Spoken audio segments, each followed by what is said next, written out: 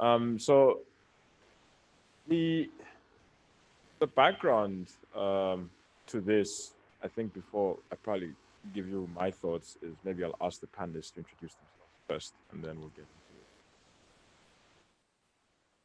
short stuff about who you are, what you eat, that thing.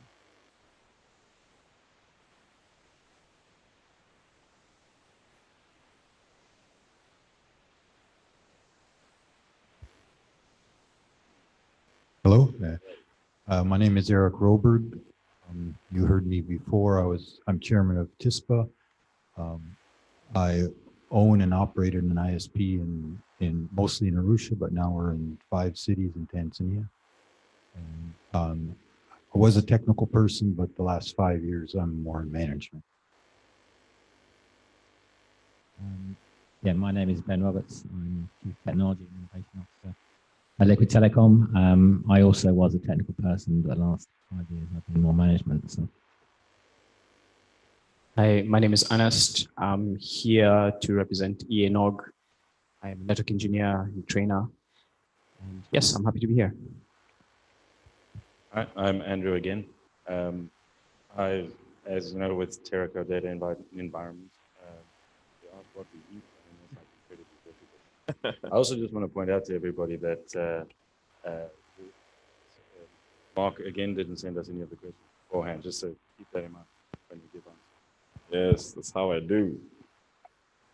All right, so my name is John Gitau. I work at Cisco with the global service providers team, mainly working with the regional service providers.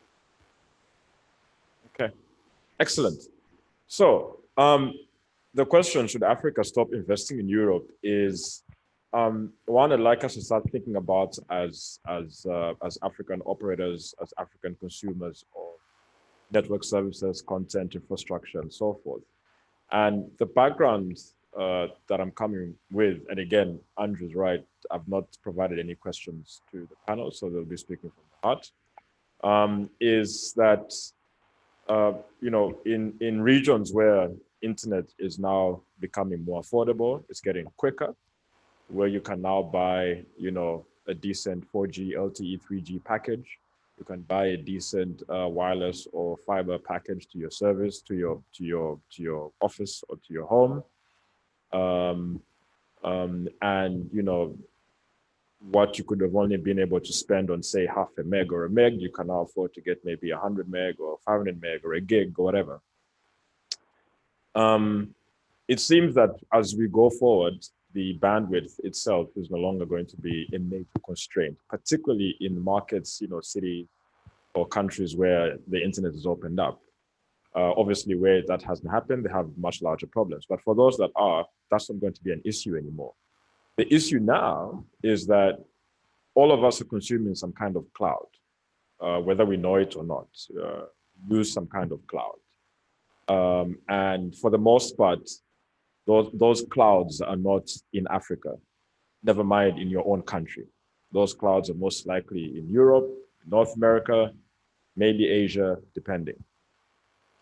So, you know, if you went from having 2 meg to your home to having 500 meg to your home or to your office, one would expect, you know, an order of magnitude jump in performance for your bandwidth. But if the cloud or the service that you're using is not sitting locally in Africa or in your country, then you're going to feel shortchanged when the performance you got at 10 meg is the exact same when you're getting at 1 gig, because the latency is now the problem. As we all know, if the latency is too high, the performance is bad, simple as that. If you migrate your email service from a local email service provider in your country to a global one, that's selling cheap, and then suddenly you can't send the same attachment at the same speed as before, you blame the network provider, but the latency went up.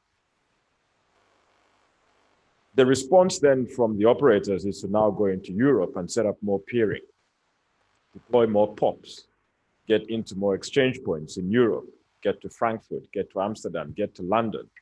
Ben likes London. He was saying all of Africa loves London. His slide this morning was everything seems to congregate to If we all go and set up pops in London, you know, get more, you know, Marseille or Palermo and so forth, how does that actually help Africa? If what we want is to cut the latency, but instead we are going as far as we can to sort of cut it on behalf of the owners of the content, what incentive do they have to come to Africa to drop the latency? Right now, some of you are my customers, for example. You call me every day and say, are you going to join this cable system to cut latency by 80 milliseconds to that gaming service in New York? How about if you say, gaming service, I'm buying services from you, come and deploy where your customers are? You know what I mean? If we keep building cable systems and building more infrastructure to go to Europe and North America and Asia Pac, when will they come in here to offer services locally? Bandwidth utilization in the US, in Europe is outrageous. It grows massively. The content is catching up. The content is always there to make it available easily to consume that bandwidth. Bandwidth in Africa is growing as well, but where's the content to match? So you have this disparity between availability of capacity to your home, but a lack of content to fully utilize that. And this is the background of the question. I should hand over to the panel for initial thoughts. Starting with John, you have the mic. All right, so good afternoon or evening. I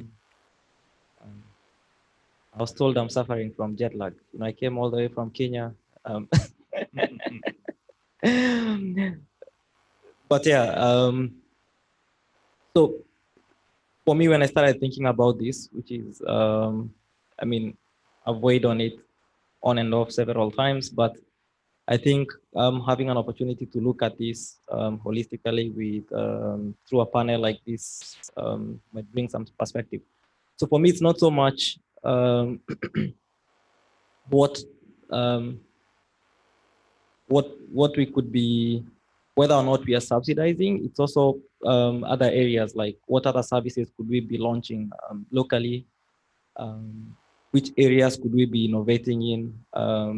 Were we to build most of this content or localized games or whatever it is? So I see a huge opportunity cost in what Mark is talking about, and I think I'm looking forward to engaging with the audience on how we can go about resolving some of these issues, assuming we all see them as an issue. Thank you. Yeah, I mean, as Teraco, we get an opportunity to deal with a lot of international companies, just by virtue of what we do. Now, you know, as Mark mentioned, the price of the bandwidth that we are buying has dropped significantly. If you think back a couple of years, it was impossible to do anything. This is obviously now a problem because now we have high speed capacity to our homes or to our mobile devices. So now it becomes more important, obviously. But I wonder if we've done this to ourselves. You know, we can't just expect people to come to Africa because we are now ready for them or because we have sufficient capacity for them. I mean, let's be honest, we haven't made it easy in the past for these things to happen. What we see with a lot of our international clients is the biggest difficulty they have is creating a business case to be in Africa. And I think in a lot of instances, that's why there is this slow phased approach to get onto the continent. And it is happening a lot faster than it used to, but it is still a bit of a wait. And you know, I just want everybody to think about that. The most important bit is you need to create a business case. Nobody's going to come unless there is a business. So when I think about this topic, I just think about the elections in Kenya in 2017, and how our elections were actually held in France. So the French government has more information about the citizenry of our country than the Kenyan government itself. So I wondered to myself, like, is it that we don't have the capabilities at home? Is it that we don't have the infrastructure, or is it the legislation that's not supporting the idea that we can finally have our own data centers, we can domicile our data within our borders and manage it ourselves? So as things change and the history of the internet comes to smack us in the ass, because initially the internet was in Europe, in the States, and we were connecting to the servers there. But now things are changing because Africa has content. Africa has people who are creating new things. So maybe this kind of conversation is just part of the process of us now transitioning into hosting our own stuff now. It's part of the process, I guess. So I'm excited about this conversation. Look, firstly, I'm going to challenge you on the statement you made there, which is, if Kenyan election information is hosted in Amazon Web Services in France, I don't think the French government have any access to Amazon Web Services, and they certainly wouldn't be hosting in France if the French government had access to that information. Really, for me, we're a company that started out in London. As Mark knows, I like London, but I'm here now, and we initially in our, we grew, and before we expanded building fiber in Africa, we had a London office solely in London, and we just used satellite links into Africa. Now we have 100 employees in London. We have 2,300 employees in Africa. So we've completely changed from being a European startup to being an African-centered company. And for me, the question goes further than when Africa should stop investing in Europe, but actually, when should Africa start exporting to Europe? When should African content, African applications, African net businesses be exporting to Europe? And that really is the opportunity. A really good example, I think, was Kitepa Tea, and who are tea company from the Kenya Tea Development Board, and they put up a website for advertising their tea online, and suddenly their sales grew up. It's very simple things, and when we see more of that happening, more whether it be digital content, whether it be agricultural content, actually being used the internet to export to Europe, that is when we're making a difference. I also, when Mark asked me to be on this panel, I was happy. And I give you some background. So I come from a much smaller organization than, say, like Ben's, but I've been in this business for 25 years. And over the years, the first time we bought a VSAT connection, 64 kilobits for $12,000 a month. And over a few years, you start seeing the price dropping drastically. You know that we were being sucked dry. And it continues. Like right now, the links between Africa and Europe, who pays for them? It's Africa. It's not the other way around. Another thought comes to my mind is it's a bit, we need to point ourselves, because especially I think in Tanzania, one thing I appreciate about South Africa is when we watch TV programs, we always see proudly South African. I think one thing we also have to start doing is we should choose to buy our services locally. Too many people, even if you get a business card from a government employee, they have their business email address, and then they also have their Gmail, and they tend to use the Gmail. That says something about, are you proud of your own country? And we are trying, all ISPs, if you look at their websites, including our own, we all advertise that we have data centers. Now, they're not like the big data center in Dar or in Nairobi, but we have data centers. It's a struggle to get people to start to trust us, saying, okay, I'll put my data at your center. Thanks, guys. So many years ago, I think when peering was all the rage in Africa, and it was all about, where's the exchange points in Africa and so forth. And you know, myself, Nishal, Michuki, a couple of yourselves as well, were doing workshops all over the place trying to preach exchange points. The question was always local content. And I think we quickly learned ourselves into a situation where we realized that the issue isn't really local content. The issue is localizing the content. You know, there were suggestions that if content is in local language, it will boom. But in actual facts, most people love Netflix and it's not a local company, but the content is localized, you know, Facebook, etc. Could the solution be to what Andrew was saying? Let's not sit, wait and hope for the best. Let's take matters into our own hands. There are a number of compute services you can buy locally in Africa. There are a number of cloud services you can buy locally in Africa over the top. Why aren't these being chosen as opposed to the big name brands that don't collocate locally? And, you know, are we saying that there's an opportunity here now for an African CDN, an African Akamai that understands Africa, that can come in and say, you know what, let me localize all this global content into Africa since I can do it quicker and faster. And in fact, as Ben was saying, perhaps take those CDNs to Europe and distribute the African services.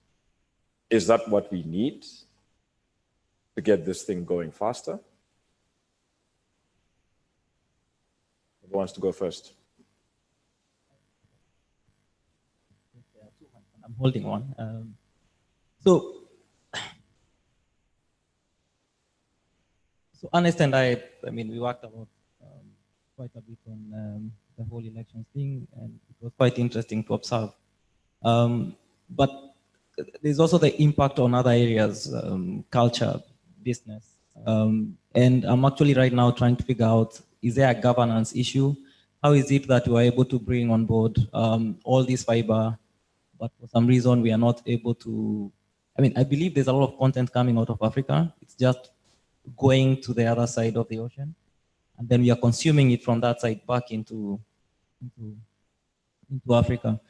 When I look at what we are doing with things like AI as an example, could we be using this to try and localize some of, I mean, I wouldn't mind watching a movie from India, but somehow getting it translated to Swahili. But the question is, where is it? Is it getting cached, you know, locally? So in the end, for me, if we are going to solve this particular problem, I think it would be interesting to see how we handle that whole governance. How do we attract? So it's one thing to say, let's attract the Amazons and the CDNs coming from the other side, but there's also, how can we build them locally and ensure that our people are consuming from this? Is there a trust issue, which sounds like there's quite a bit of that. I don't trust North Africa as much as I, let's say, trust Office 365 or, I don't know.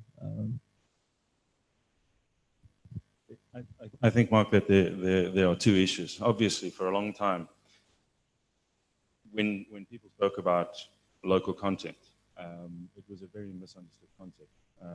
You know, and a lot of people thought that it meant that we had to produce content to make all of this work. And of course we do. But that's a separate issue, and I don't think that has anything to do with the peering. Sorry, I'm getting accustomed to this mic. Those are two different issues. And why do we use the name brand services? And I think it's because it's all we know. You know, that is just what we know. We know who the cloud providers are. We know who the streaming services are. Why are we not doing the same thing? And in certain cases we are, you know, as mentioned, we are generating content on the continent. But, you know, it's what are we doing with that content? We seem to expect that simply because we create this content, everybody's going to want to see it. And that's not always the case. So we shouldn't see that as a target. And again, I think it is possibly a different issue. The internet is global, right? We shouldn't try and regionalize content. You know, obviously the content that people consume in Africa you would expect is going to be different. But you want to have access to everything. The internet is global.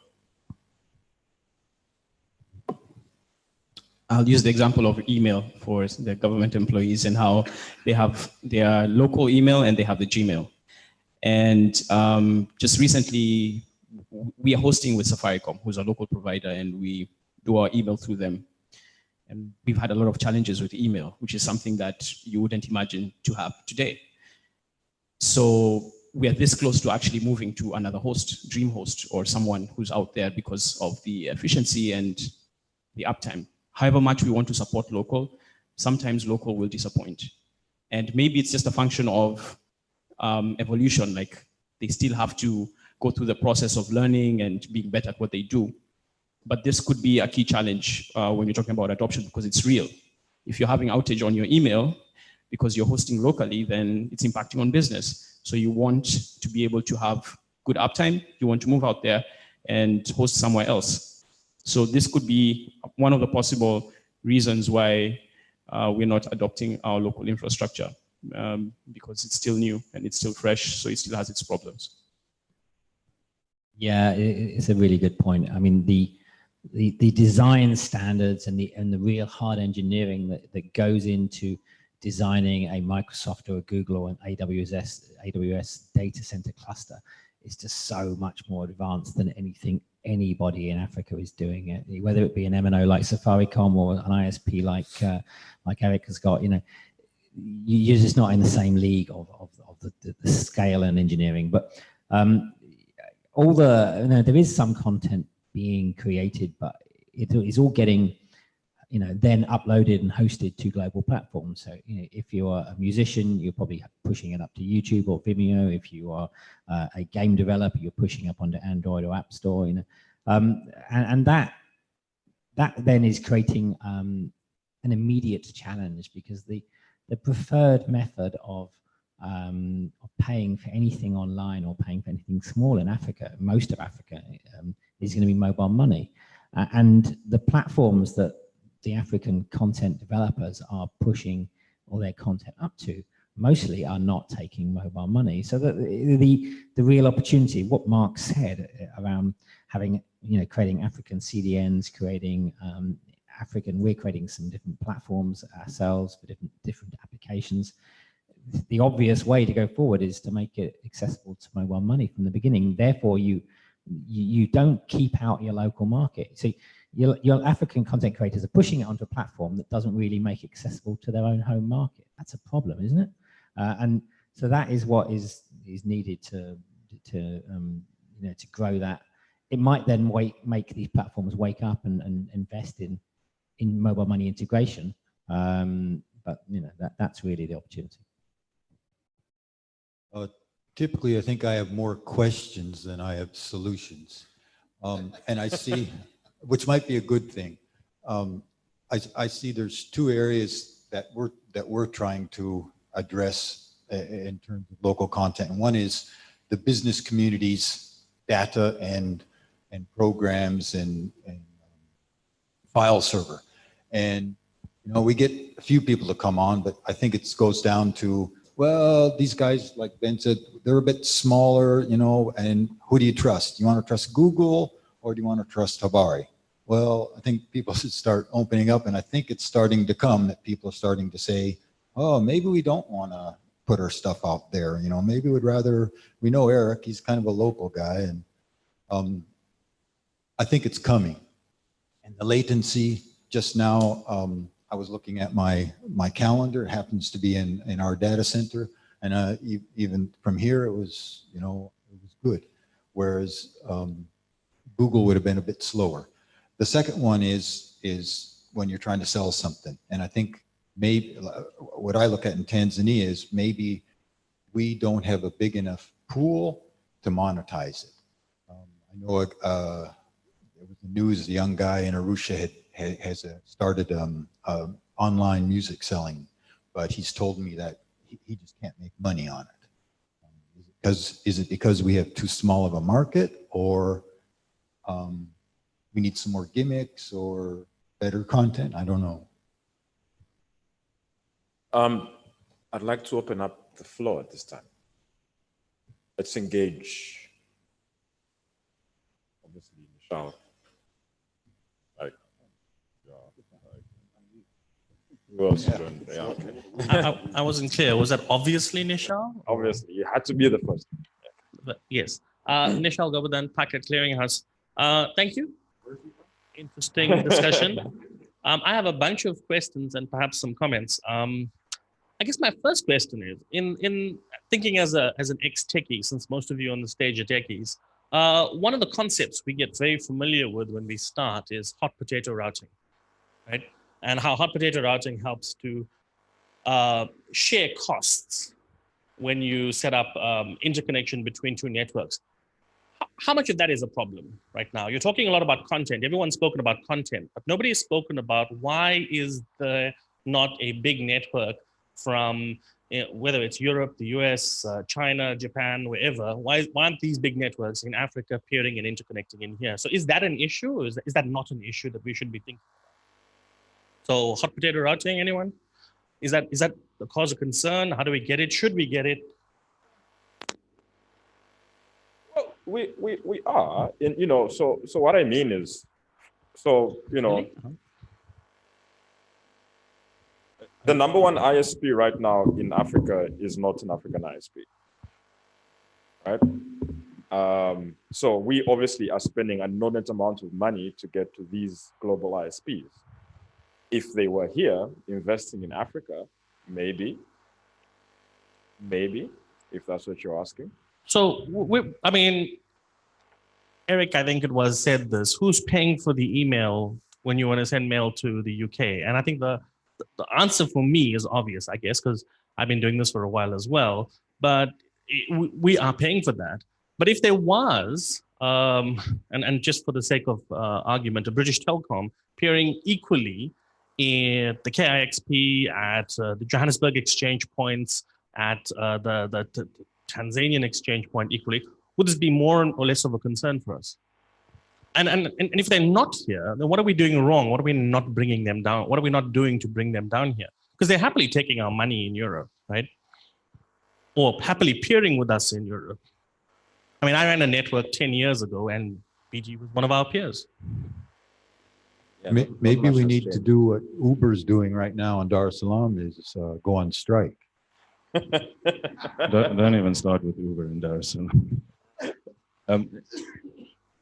Are they not doing hot potato routing? I mean, they're handing off at the nearest place, which isn't in Africa, which doesn't benefit us, it benefits them. But you're talking about the email situation specifically, and that particular email provider does have infrastructure in Africa. And so they're carrying that traffic.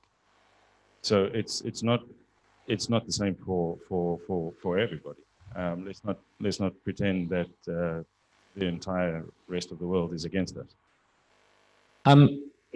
It's of the global network providers that have come to Africa, and there are a few who've put POPs in Africa and to get closer to people to Solemn IP transit. Of those, they don't have many customers connected on those POPs. So look at a company like Level 3. We pay a lot of money getting to London to connect to Level 3. Level 3 come to South Africa or even to Kenya. I don't believe they've got very many customers connected. So hot potato routing is probably a bit irrelevant because they don't have any customers connected in Africa. So it would be more relevant if, and I guess my point, sorry, I want to do this with my hands. I guess I didn't make my point clearly because I'm used to explaining this on a whiteboard, but hot potato routing works for both parties when you share traffic across two locations. So where you pay the long distance part of maybe the send and they pay the long distance part of the transmit or your receive, in other words. Okay, so you want a situation like this where you're sharing costs equally on the long distance part. And we don't have that case right now. You're absolutely right. We have the Europeans all waiting for us or the Chinese or whoever, the Americans, waiting for us to build up into their corner of the world. So they're always paying the short distance link, the link into London, from London to London, or the link across Amsterdam to get to the local exchange there. What are we doing wrong to bring them in here?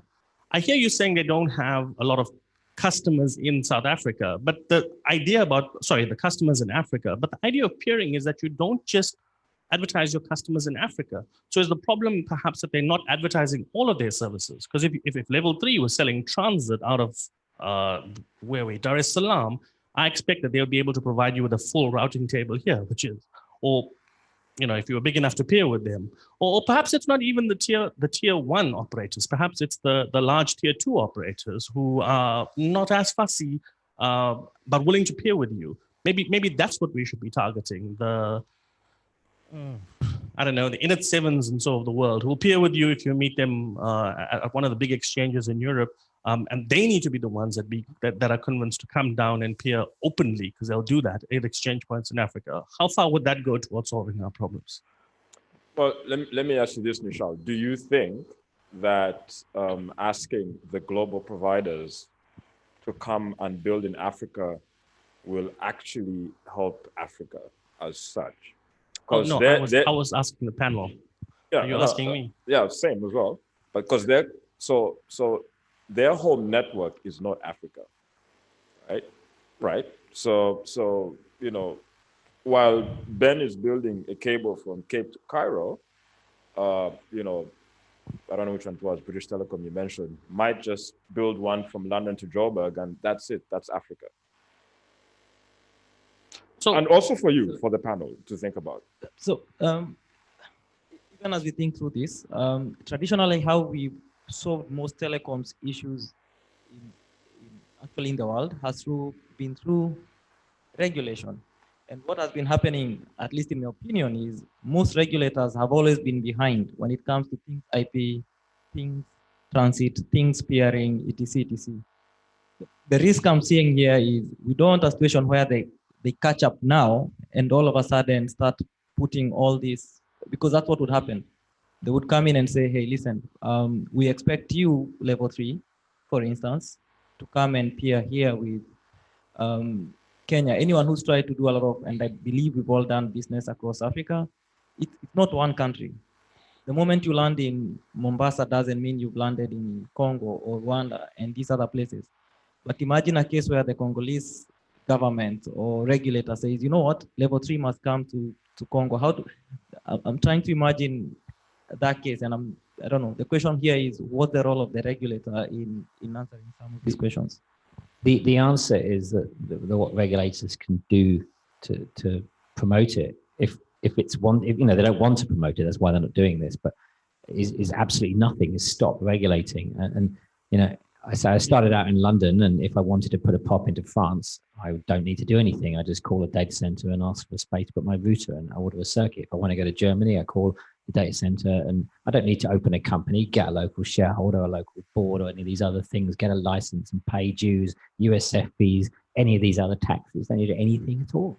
So that is that then encourages networks to grow in an infinite, in lots of different permutations in North America and Europe. A bit more restrictive in Asia, a bit harder in South America, but Africa's the hardest. Africa, the requirements by regulators actually disencourage, and those companies that have built Pan-African networks or pan-global networks, we have to invest in those things. We have to invest in a staff and an office and a representative and a license, and it's expensive. And we don't want now, and we've paid money into these things and invested, we wouldn't like to see it being opened up. So, everybody just come for free. Don't invest the money that SEACOM got to get a landing license. You can come for nothing. We wouldn't want to see that, because we've invested in supporting governments with those monies. So I don't necessarily think that the regulatory environment is or should change to encourage it. Well, I think it should change. And this goes back to what I was saying, is we haven't made it easy.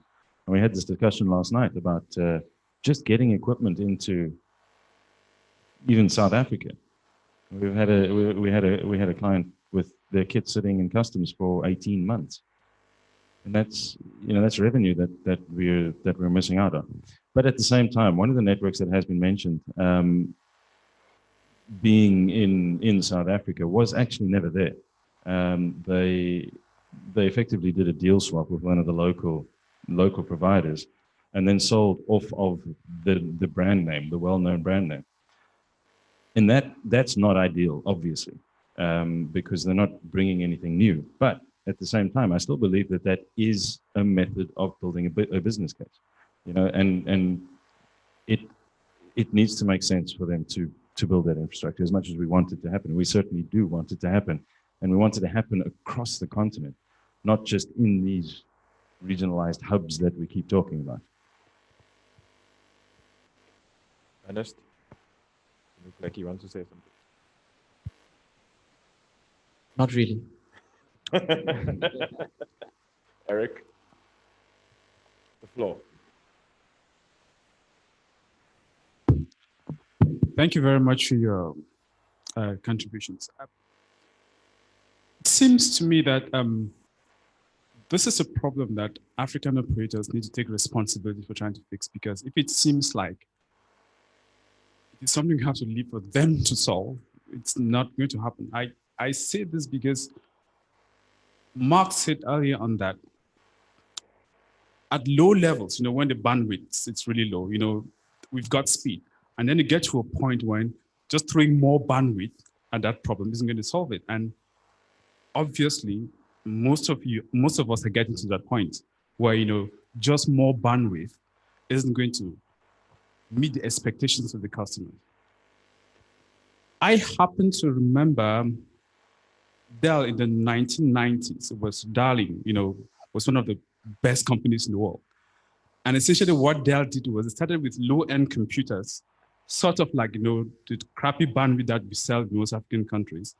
And then slowly they got up market. One of the things that allowed them to do that was an unknown Taiwanese company, which started off by making chips and then motherboards. Every single time it would convince Dell, we can do this cheaper than you.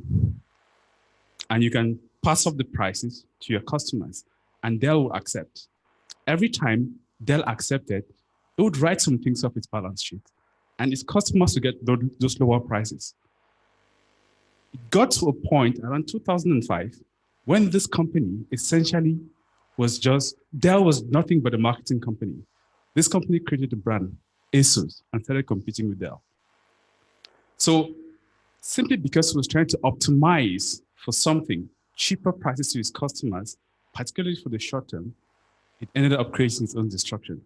Is there a chance that perhaps by optimizing just for maybe speed and in the short term, African operators could be driving themselves into a similar situation? I agree with what you've said.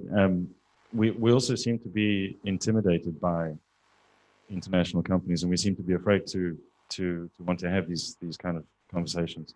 So I agree with that part of what you've said.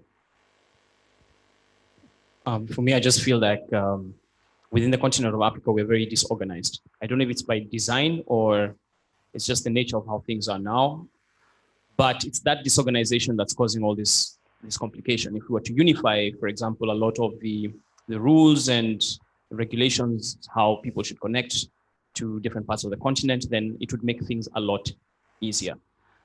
But now, as it stands, every country has its own set of rules, which have their own implications and makes the barrier of entry very high for most people who want to connect.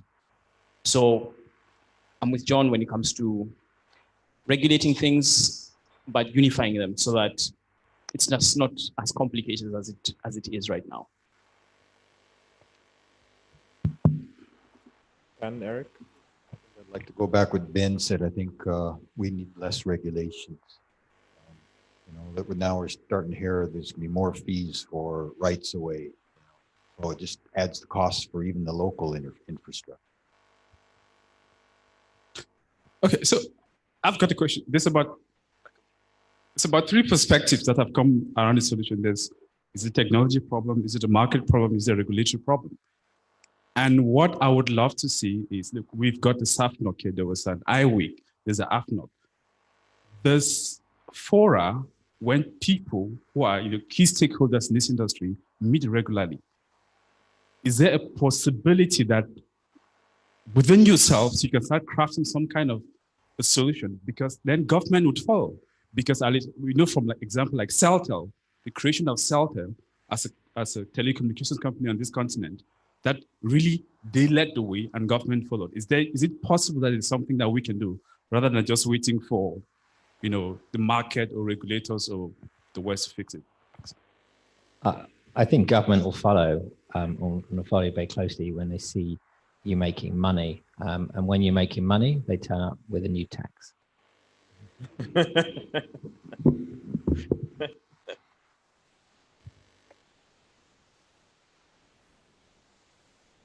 Okay, so it's good Ernest has the mic because my next question is targeted at him. Damn it. Ernest, you said you're describing your mail solution. You said that the localized service wasn't relevant enough for you. And the immediate next example you said you spoke of was a brand that's off continent. Now I'm a fan of Andrew. What Andrew said earlier on was that you should not necessarily try to regionalize content, as in like look at SEACOM, for example, or look at SADC or something like that. And I'm a fan of when we're trying to get stuff in Africa, just try and make it work anywhere else. So my directed question to you is, when you couldn't find something that worked inside Kenya, why did you look there? Why did you not look, for example, in South Africa? And I'm not picking on you as an organization. I'm trying to understand what it is that Africans are doing wrong by saying, if I don't want to give my money to somebody in my country because I don't trust the infrastructure here, why am I not doing it to the country next door? By way of example, using a different region in the world, there's a country in the Middle East where it is forbidden in regulation to buy services from the countries that are immediately adjacent to it. I won't mention the name. The regulator gets very upset with me. Starts with O. So I want to know if that kind of mindset is prevalent in the African environments that you're involved in, and what we should be doing to get rid of that, if anything at all. It's a fair question. So for me, I have a bulk account with DreamHost. It was just next logical step. I've worked with them for years. So for me, it was more of just migrating from what I'm not happy with to what I know and what I've tried and tested for a long time. But I do get your point in terms of, even though I don't find a solution within my country, maybe I should look regionally, maybe in Tanzania or Uganda. That is a valid point. But for me right now, it was just because it's the quickest thing. I already have an account with these guys. I'll just migrate very easily. And I think that's the point. It was the quickest thing. I think, I mean, the internet is the only place that I see Africans not being able to make a solution. Everything else in Africa, we can fix things. We're good at that. In any other industry, we can do that. And on the internet, we don't seem to be able to make things work the right way. And what Ernest said is that it was quicker to get onto that email service, where what we possibly should have done if we had more time is to start looking at creating a service locally that was beneficial or that met your needs.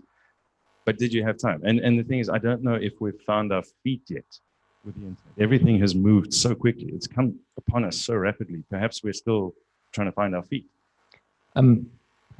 This is where government should be doing a better job. I'm in Kenya. Every time a foreign government comes to Kenya, whether it be China, USA, UK, they're having huge delegations. They're marketing the technology and selling the tech innovation to Kenya and wanting to invest in these things. Every time a delegation comes from South Africa or whatever, I don't think that's on the agenda. I mean, South Africa is quite a lot more advanced than the rest of Africa in terms of its internet technology and ICT adoption.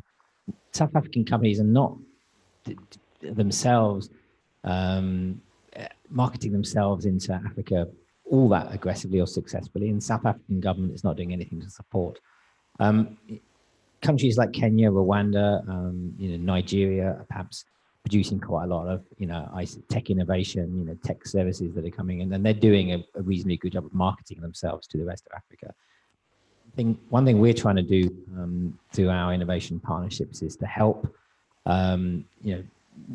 scale up stage startups that have got some service that's some electronic service that's relatively successful in whatever country they're coming from, and help them grow across the network we have. We've got a Pan-African network, and we want to help them grow across Africa. And I mean, one simple example here, I've just been off this lunchtime with a Tanzanian company we're working with. They've developed a newspaper, online newspaper service with Tanzanian newspapers, and we're helping them to grow Pan-African across the network and hooking them up through business relationships, cloud, connectivity, mobile money, getting them onto an Pan-African platform.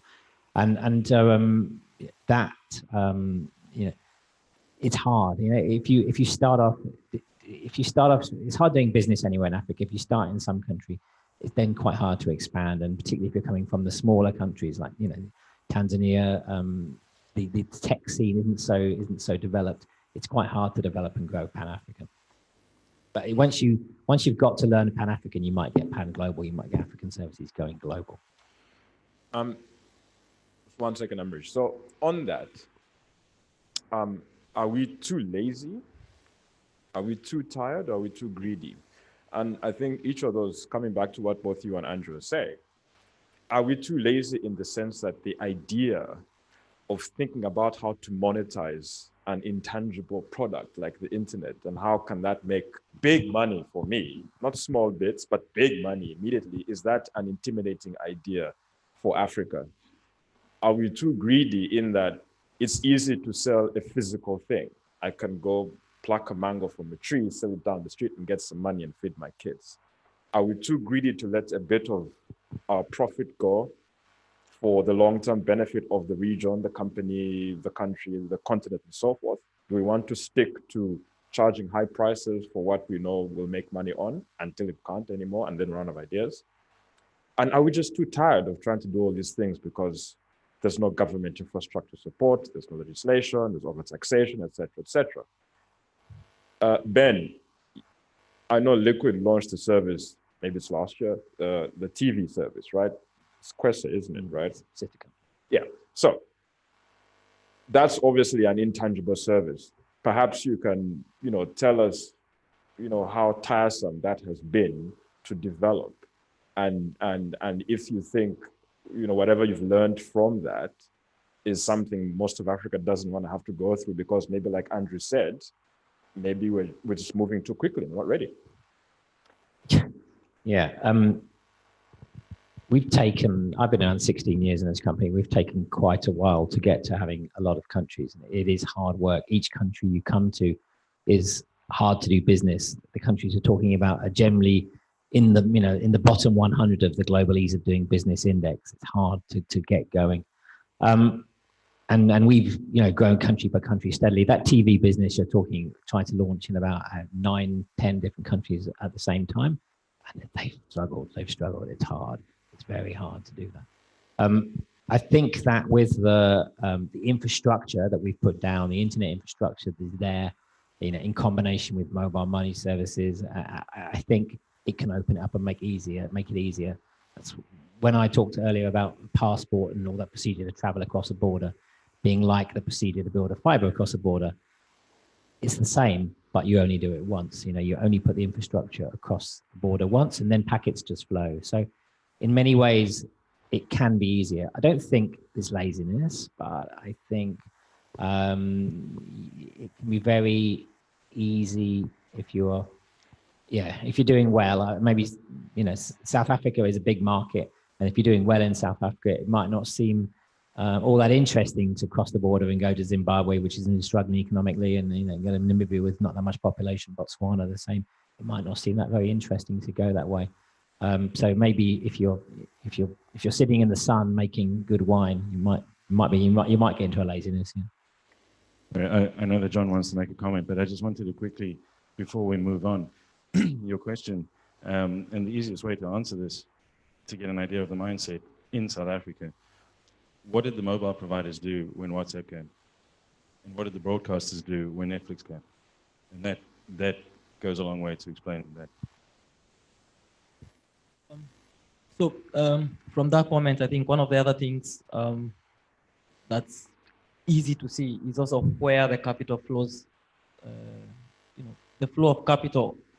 So in Kenya, for instance, I don't know if it's happening in Tanzania, But one of the first things people do when you create a startup, the first thing you try to do is not necessarily raise money locally in Kenya, which, if you think about it, would be the people who support you the most.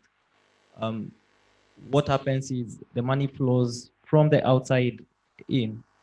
So even the few, at least in my opinion, the few successful companies, content companies or otherwise, we still end up in a situation where the advice you're getting as, let's say, a CTO of a startup for where to go host or for where to get something is always outside the continent, because they know or they already have these relationships there to give you presumably what you need. So I think there's also that other aspect to consider. Eric. Yeah, I agree with Andrew on on one point that maybe the internet all happened too fast. And so instead of developing node to node, we just all put those satellite links to Europe, and then right away you had that content there, and there was nothing local. Hussein Darcy, who started Raha, he told me that in the beginning. So Raha was one of the first part. He said his original intention was just to connect people locally. It wasn't to connect the internet. And maybe if he would have gone on with that, but other people came along and put the links. And so when you had Yahoo, instead of just talking to your neighbor, it was sexier, and that's where it went. But We don't talk to our neighbors anyway. Ernest, you want to say anything? Amrish. Yeah. Just wanted to put some facts based on the study that we did earlier this year at Afrinic. We basically wanted to know where is local content hosted in Africa. No, sorry, from Africa elsewhere. And we basically surveyed like 2,000 news websites. News websites are supposed to contain local content, right? And 90% of them are either hosted in the US or in Europe, and 10% in South Africa, actually. And then we always say 80% of traffic is what is YouTube now or something. And then we are also seeing products such as Iroko TV from Nigeria and AfroStream. So my question is, what can we do to actually ask them to come and host their products in Africa instead of hosting it elsewhere? I think Iroko is somewhere in London or in France. Okay. So those are the questions. And then maybe another thought. China has banned Facebook and Twitter and whatever. And because of that, you see a boom in the usage of WeChat and Tencent. Obviously, it's a bad solution, but a billion people, yeah. Yeah. Is there African apps that we can push that way? I don't know. But as you said, also Africa is not one country as well. So, yeah. Africa's got enough problems. Do we want to create problems for ourselves? So again, this is where I come back and say, regulation is a double-edged sword. If you choose to go this way, then you have to be ready for quite a number of things going wrong initially, probably later too. So since you've got the microphone and I've got a point here about regulation and what effective regulation would be, my question is about something was mentioned earlier. The fact that when a minister hands you a business card, it says something at yahoo.com. Now, aside from just being a slight on the ministry, that's an incredible cybersecurity gap. So what's missing, and what should we be telling the regulators to fix? You know, you'll be surprised actually. For most ministers, actually using Gmail or Yahoo to them is safer because nobody local is trying to read what they are doing. A local mail server means Ernest or anyone could be seeing. Well, so flip security and look at it from that other aspect where the guys don't actually trust. Each of these ministries actually probably has a mail server, for instance. In Kenya, I know they all have mail servers, but they won't use them for the most part. And you might surprised to find that the reason is actually what you just mentioned, security, but from the other side. But also, it's one of the reasons TZNOG was started is because we found that the government people didn't trust their mail servers because they were unreliable, the skill issue. Right. So you're making my point, which was going to be, why aren't we using that opportunity to do, and Erik just made that. Why are we talking about email? Email is an application that started the internet and was useful at the time. It's a dead application at the moment. There's no future in email. I don't know why we're even debating it. Because for all people like me, email does one thing that Facebook and Twitter and all of the stuff that's out there these days doesn't actually do. It's ephemeral. It's just gone. But how am I going to learn from a Facebook thread? I'm sorry, I haven't figured that out yet. Or am I going to learn from something that disappears 30 seconds later? But a mailing list is useful because a mailing list can be archived. I know who said what, and I know whether to trust them. So I know that Ben is actually quite smart. So if he says something on a mailing list, yeah, I should probably read it and pay attention to it. And it's there over time. And I think that that's a big problem with the communities. And this is why when we talk about building NOGs, I always tell them the first thing you should do is have a mailing list so people understand what you've done and why it is what you've done. But in more serious answer, if you're hosting, like companies hosting their own email servers and governments hosting their own email servers, it's actually quite hard to host an email server properly and do it well. And the reason that ministers use their Yahoo account is probably that they're important people and they need to have communications on the go and they need to have it there and then, right then, and need to know it works. And the one they have from the office probably isn't that reliable. The Wi-Fi probably doesn't work. They certainly can't attach their mobile phone to it. They can't bring their own devices. The services that are being run by a lot of companies in Africa are using very old, sometimes unsupported versions of email servers. And ultimately, that is why email went to the Gmail services, the Yahoo services now. But it's moved on now. Now you can have your own domain hosted on Gmail or Microsoft or Office. So that is perhaps the way forwards. But that then is taking the content off of the continent largely. Okay, so from my perspective, I think we should probably map the nature of the African people to the decisions that we make. So, for example, in Tanzania, we have Magufuli, who's doing some amazing work. And when I speak to, I don't know if everybody thinks it's amazing, but when I speak to the cab people and people on the street, and they're all like, yeah, he's ruling with an iron fist, but that's what we need as African people. So maybe we should use that same approach to digital space. Maybe we should create some form of rules or regulation that will force us to, for example, for government institutions, never host your email abroad, keep it local. And that will maybe force the government to set up a centralized data center that will host all the mail for all the different ministries using different domain names, for example, and just keep them organized. So force people to get into a certain frame of mind through this regulation. Amrish was asking about content, Teraco being hosted abroad, the same thing. Ensure that all these content providers and content creators are hosting their content locally through regulation. So force people to do these things, because clearly this is one of the only methods that that work in Africa. So sorry, if you don't mind me just stepping in, I know that you're going to the next thing.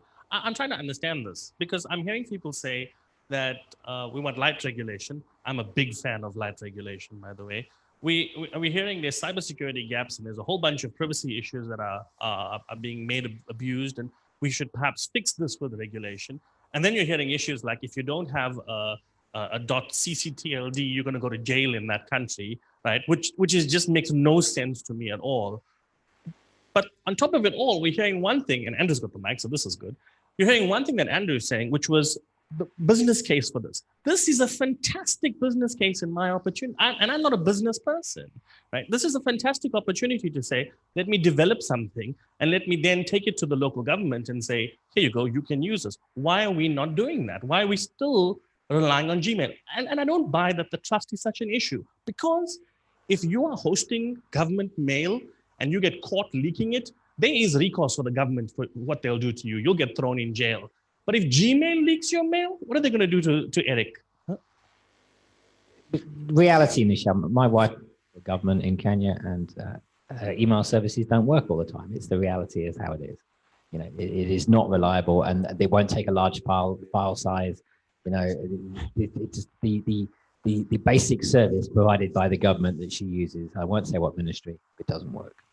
Yeah, and that's the point I think that I want to make is that You can sell it. so the question came up now.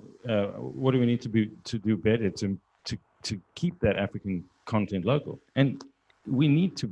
The infrastructure needs to be better. Stuff is hosted off continent because there's a measure of stability in that. And back to the China thing and back to the regulation thing, there is absolutely no way that you make things better by taking people's choices away. So, look, I understand the frustration. Email should probably be one of the easiest, most common thing to fix and secure, but I think it goes beyond this.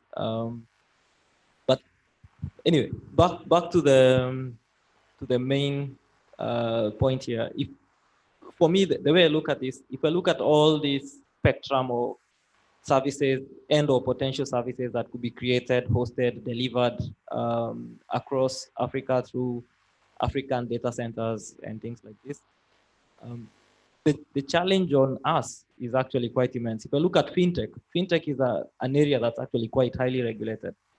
You have a case where if you have a bank in Kenya and you want to launch, let's say, in Tanzania, I think by regulation, you can't use that data center in Kenya. You have to come here, get a whole new servers, everything before you launch here, which, I mean, well, it's good for some business, but it still doesn't make sense to most of these banks. So instead of them spreading across Africa and offering their services, what ends up happening is they stay local in those countries and never get to go out. I think the same regulation is affecting them when it comes to things like mobile money transfers, etc., etc.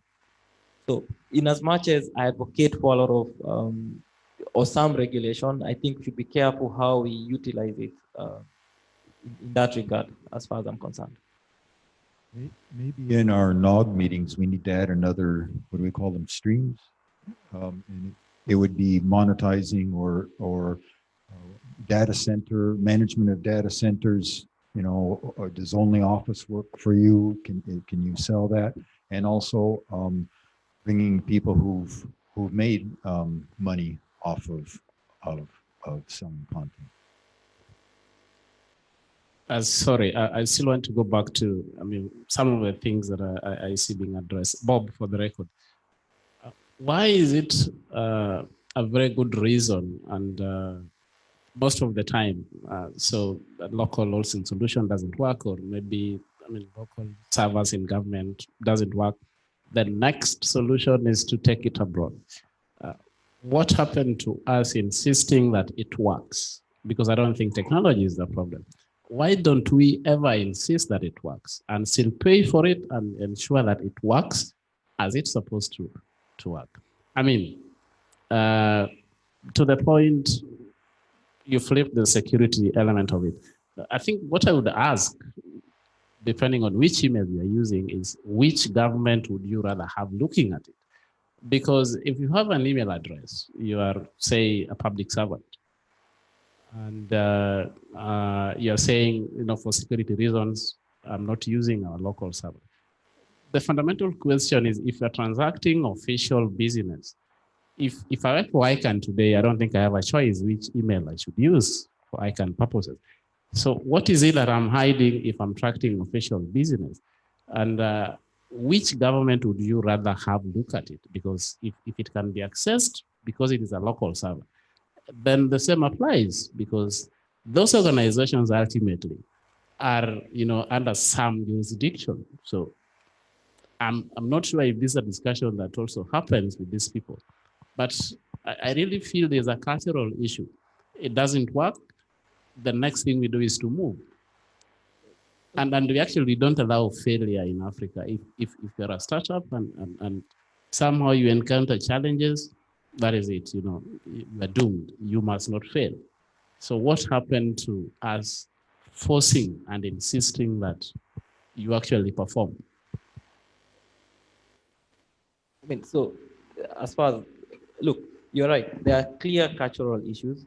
And obviously, the fact that it's not working here and you can see a solution elsewhere, and it's so easy to access, it might actually be cheaper in some instances, means people just find it easy. I mean, in Ernest's case, I mean, email is not working. I won't even try.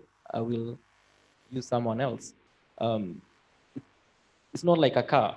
Well, cars might be like this in the future, but today if my car breaks down, I'll fix it and use it. If my mail server breaks down, I'll leave it alone and use another one.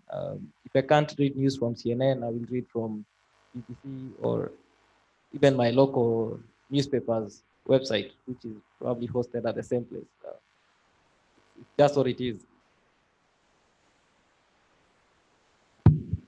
So I've got a question for most of the big operators here. What I would like to know the efforts that you guys are doing to engage government, whether it's through lobbying or getting close to them, because to just stay in our own corner and they are in this other corner, there's just this gap, this dungeon of, distrust, because I think they need help.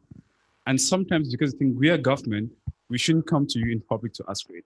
Whether it is the African Union, the African Development Bank, it would really be great. I would like to know what efforts you guys are making to engage governments in order to start getting the right regulation environments in place. It's a good question. I think that we would certainly try to engage governments and work to what we regard as being important. So the important things for us are the foundation. We look at, regulations to break things we're not interested in, over-regulation.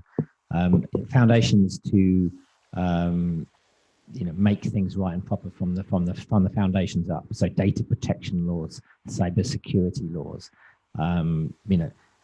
We did a policy for an ICT policy for Kenya. I got involved personally and chaired a committee for new and future technologies, which is around some of these things. With what we do, we're busy, but we don't actually put in as much money behind it. If we take all the African operators across all of Africa, I doubt that we spend as much money on public policy work as Facebook, Microsoft, and Amazon and Google put together. They probably spend far more than all of the African operators, and there's probably 400 African operators, including ISPs, much more. They probably spend far more than we do, and actually having dedicated staff to it. But we at Liquid Telecom, we haven't put as much budget as we ought to, but we focus on the important things. Do you think that the policies that the Facebooks and the Googles are pushing are impeding what you might be pushing? Is that the implication? They may not be pushing the policies that are in our interest, most needed in Africa. They may be pushing the policies that are most needed by them. For us as an African operator, the most needed policies and regulations are those things I said. It's the rule of law, right? It's data protection law, it is cybersecurity law, it is these things that are the most important. Because if you don't know your data is private, why would you want to host it in any country? You don't get all these rules telling you where and where you can't host it. Unless you know that your data is safe in a country, you're not going to put it there at all. If anybody can turn up and take your data without any law, they can just send a policeman or something and take your data, your hard drives away. We see this. Then why would you host in a country that's got no rule of law?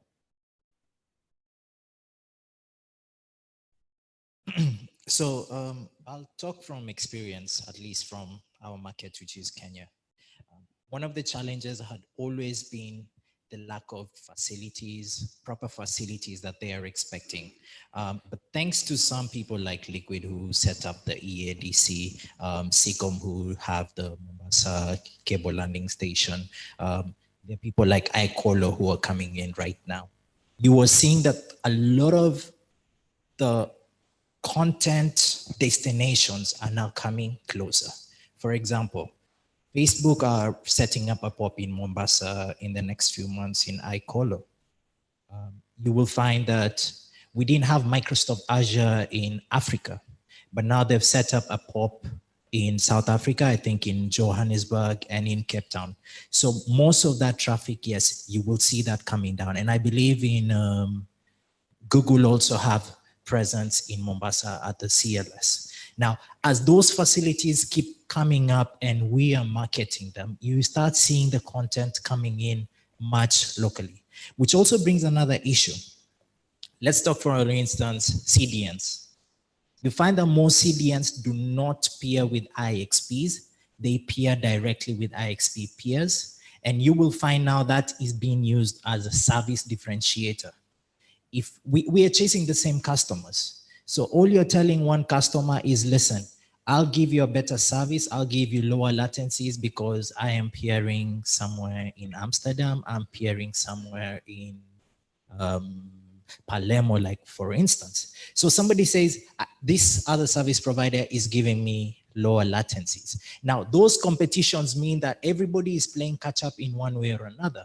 So if that stops, then yes, you will start seeing people now not looking at those things and start saying, okay, how do we bring in this content? If somebody has some form of CDN, how do they share that? And let's start enjoying that experience. Because if I hear one service provider has something, you also want to go and get it. Eventually we'll have too much and still the competition will be tight. Those are just my 2 cents on that.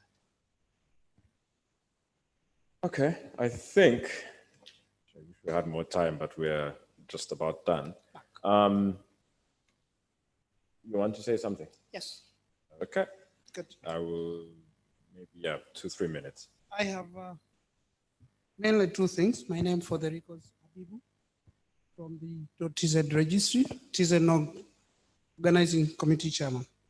I will talk about the issue of engagement with the government. Sometimes we don't have to blame the governments because sometimes there are some opportunities where ourselves we fail to engage. So we need to improve our engagement on our side. Sometimes there are opportunities which we need to take advantage and engage with the government. Right? I'm referring to past experience whereby some entities like SP Association were being invited to discussions of some policies, some regulations, and very few were turning up. So I would request the association like ITISPA to be fully engaged with the government whenever an opportunity comes, so that whatever comes is not a surprise to them and you start complaining. Okay, that is one. Another issue, I will talk about the issue of hosting or the issue of having reliable services within our institutions. Not only the government, even some private institutions.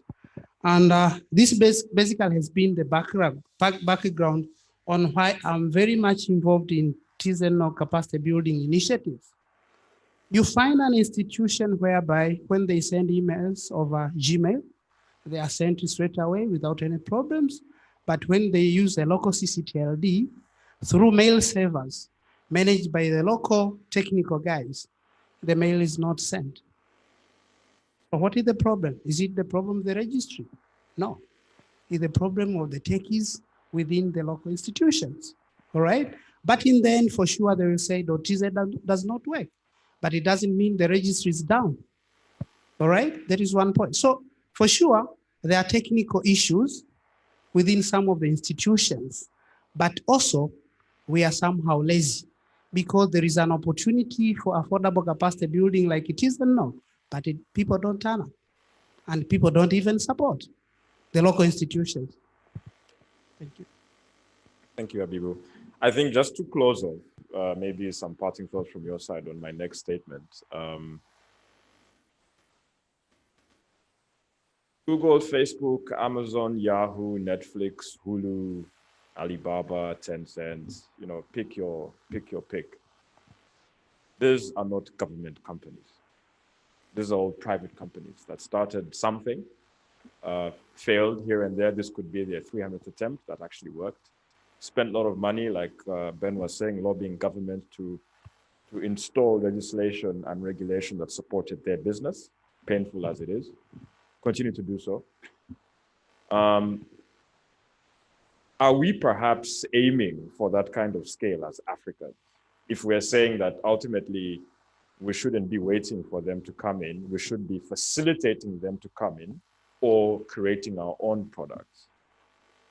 Are we looking at that as an example and getting intimidated by how insurmountable that hill might be to climb and saying, you know what, let me not even bother.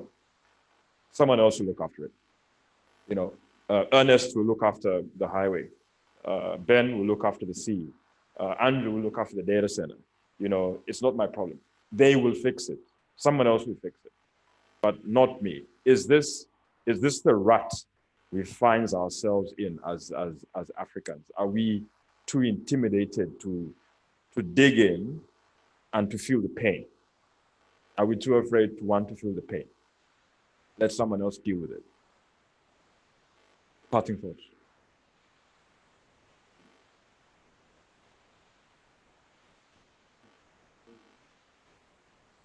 All right. Okay. I'm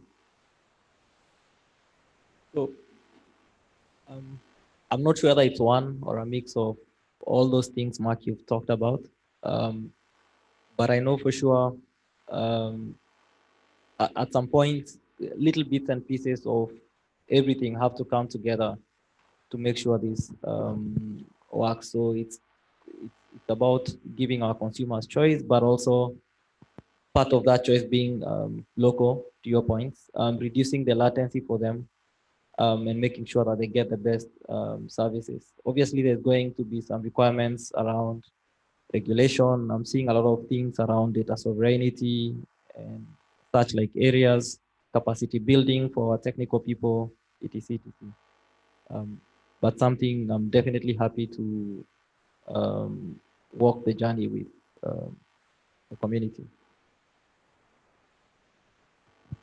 Yeah, I think we are a bit intimidated. I think, you know, and it's a good word that you use, was insurmountable. But at the same time, I mean, we have a lot of opportunity here. We need to stop expecting things to come here.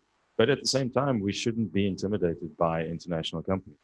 You know, this is, you know, as you know, in a peering relationship, for example, it's a two-way street. Nobody's coming to Africa to do us a favor. This is a business transaction. And we need to understand that. And we need to make sure that it is a favorable environment. You know, and a lot of the, I think part of this entire discussion is that a lot of operators are driven by what their users want, right? And I think that's probably why, well, one of the reasons that a lot of these big brand name services are so popular is, or why we're struggling with a lot of them is because that's what people want. So we're going to ask ourselves, why is it not possible for us to do something on the same scale? I mean, you look at the number of things that have come out of Africa, and you know, the things that we've been able to achieve. Why is this any different? Why can't we do it? And then at the same time, why don't we trust each other? You know, we've spoken. I know we used email as an example. It was just, but this applies to everything, not just email.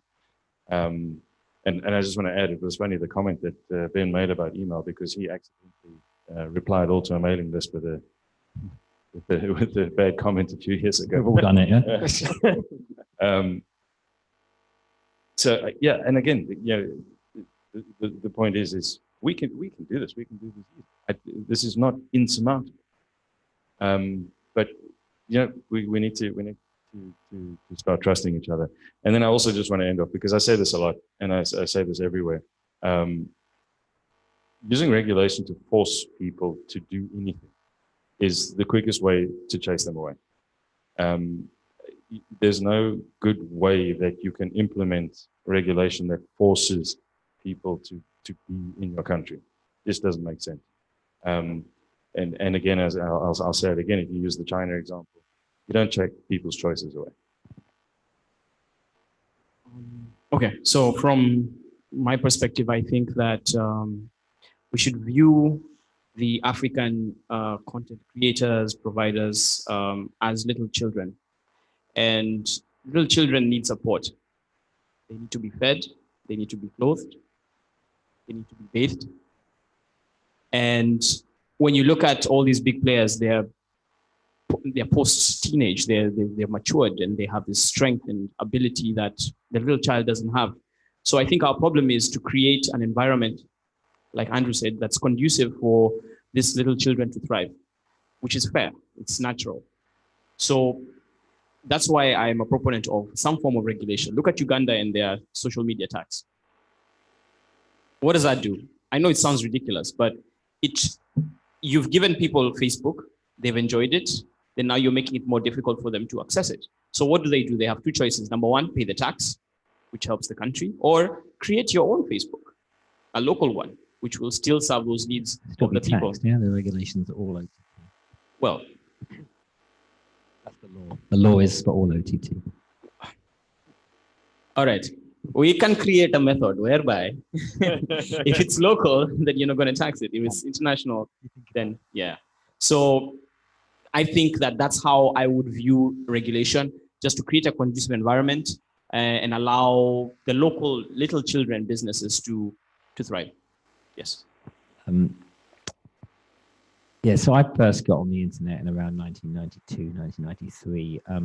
And it seemed a bit difficult at the time. I worked in a factory. I was developing components, and we needed to access information about the components and what competitors were doing. So we had to persuade our IT manager to let us hook our computer up to the network. He allowed us to have one computer that was more than 6 feet away from all the network computers with a modem, and no other. That computer was not allowed to touch the network or any other things like that. It seemed hard for us at the time. Eric's been around a while, and I guess it was pretty hard going on the internet if you were in Arusha in 1993. I know a lot of guys who started the first generation of ISPs, and probably had to struggle with all manner of things: expensive satellite dishes, regulation, hiding from regulators, changing regulations, dealing with incumbents, and we've moved on an awful lot from there, right? So now.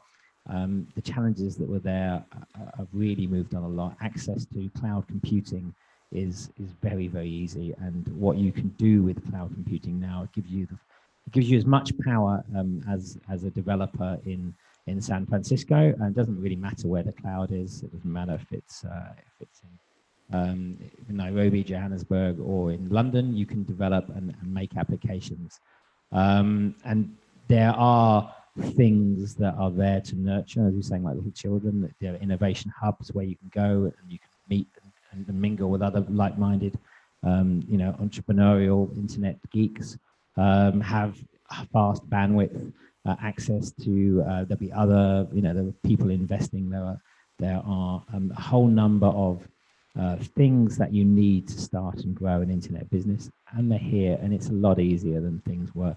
I know it varies from country to country, but the ecosystems for these are around, and there is no reason to be intimidated anymore. Yeah, I don't think we're intimidated, and I think we just have to wait a bit. I think it's coming. Yeah, I've come from dial-up store and forward emails over telephone lines, and it was very difficult. And people kept telling me, can't remember the name of the first dial-up company in the U.S. that gone out of business. But they said, they're going to go. AOL, was it? Yeah, they're going to go worldwide, and you're going to be dead. And we're still here. When Africa Online came, our one salesperson came back from a meeting crying and said, we better all quit. Where's Africa Online? I think people are going to stick with it, and someday it's going to go. Who thought that liquid telecoms would run this network, all terrestrial? When I first heard about it, I said, no way. It can't be done. Not yet, but they did it. All right. Well, thank you very much. That's quite heavy after a heavy lunch.